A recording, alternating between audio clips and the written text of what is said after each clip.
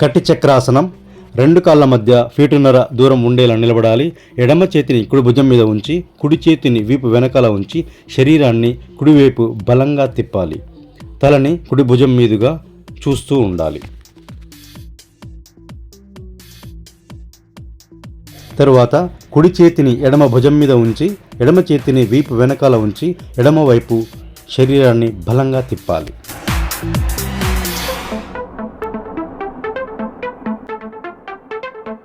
ఈ విధంగా left right మార్చి చేస్తూ ఉండాలి. కట్టి చక్రాసనం చేయడం వల్ల నడుము చుట్టూ ఉండే కొవ్వు కరిగిపోతుంది, వెన్ను ఫ్లెక్సిబిలిటీ పెరుగుతుంది, వెన్ను నొప్పి తగ్గిపోతుంది, భుజాలు బలంగా అవుతాయి.